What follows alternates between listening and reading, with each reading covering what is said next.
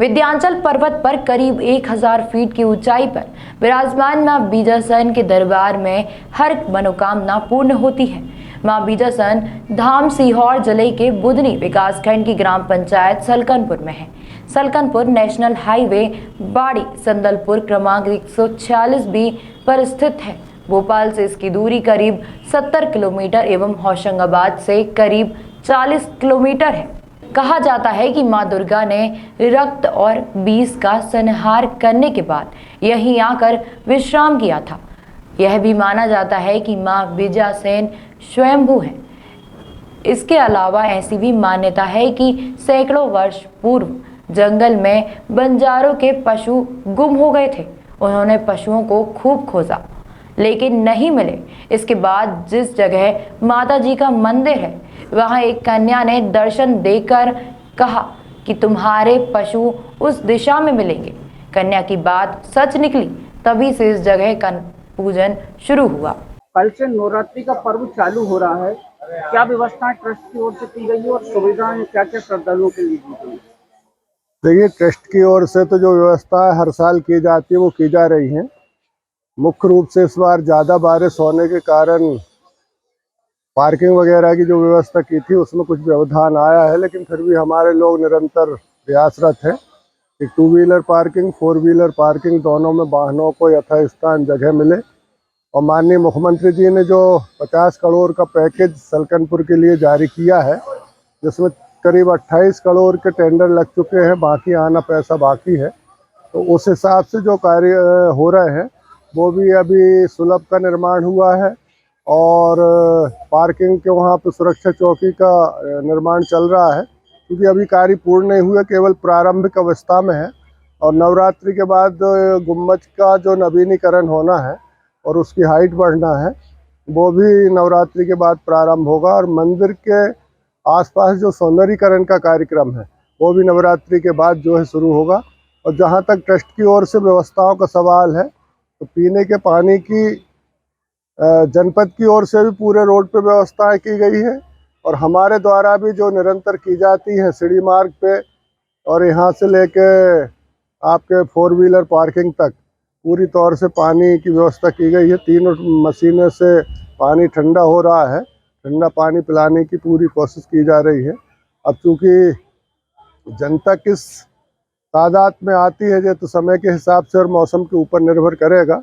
हमारा तो प्रयास है कि जो हमारे साधन है उनका बेहतर से बेहतर उपयोग करें और अधिक से अधिक सुविधा जनता को उपलब्ध करा सकें। यहाँ निसंतान महिलाएं उल्टे हाथे लगाती हैं और जब उनकी गोद भर जाती है, बच्चा हो जाता है, तब ये यहाँ आकर सीधे हाथे करती हैं। सलकनपुर स्थित मां बीजासन देवी जहाँ कई समुदाय की कुल देवी हैं, तो वही देश प्रदेश के श्रद्धालु यहाँ आकर अपनी मनोकामना पूर्ण करते हैं। मां बीजासेन मंदिर तक पहुँचने के लिए भक्तों को लगभग 1200 सीढ़ियों का रास्ता पार करना पड़ता है। यहाँ 2 पहिया 4 पहिया वाहन से भी सुगमता के साथ पहुंचा जा सकता है। यह रास्ता करीब 4.5 किलोमीटर का है। इसके अलावा दर्शनार्थियों के लिए रोप वे की भी सुविधा है। मध्य प्रदेश सरकार द्वारा सलकनपुर धाम को विश्व स्तर पर बनाने के प्रयास किए जा रहे हैं। इसके लिए यहाँ पर निर्माण कार्य भी चल रहे हैं। नवरात्रि के दौरान यहाँ लाखों की संख्या में श्रद्धालु भक्त दर्शन करने के लिए दूर दूर से पहुँचते हैं। सलकनपुर के आसपास आवली घाट, नंदा तट सहित कई अन्य पर्यटन स्थल भी हैं। नवरात्रियां प्रारंभ हो रही है, पंडित जी क्या है यहाँ का प्राचीन इतिहास?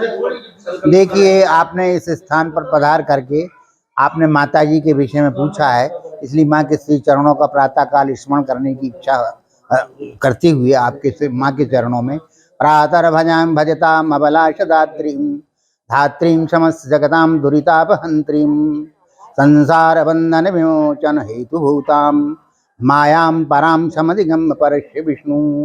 देखिए, जिस स्थान पर आप पधारे हैं, ये रक्त बीज के वध करने के पश्चात जहाँ भगवती आसन पर आरूढ़ रही हूँ, वो विजयासन के नाम से यहाँ भगवती आसन पर आरूढ़ रही हैं, उसी विजयासन के नाम से इस स्थान को जाना जाता है।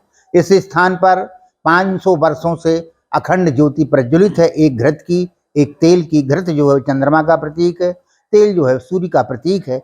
आश्विन नवरात्रि में भारतवर्ष के पूरा पश्चिम उत्तर दक्षिण चारों दिशाओं से माता बहनें, पुरुष भक्त लोग, सभी ज्ञानी भक्त, सभी लोग अपनी अपनी भावना के अनुसार हाथ में ध्वज, नारियल, ज्योति स्थापित करती हुई इस स्थान पर आकर के माँ के श्री चरणों में यहाँ पर्वत चढ़ते हुए और भगवती के श्री चरणों में गंध, अक्षत, पुष्प, धूप, दीप नैवेद्य समर्पित कर अपने जीवन को धन्य करते हैं।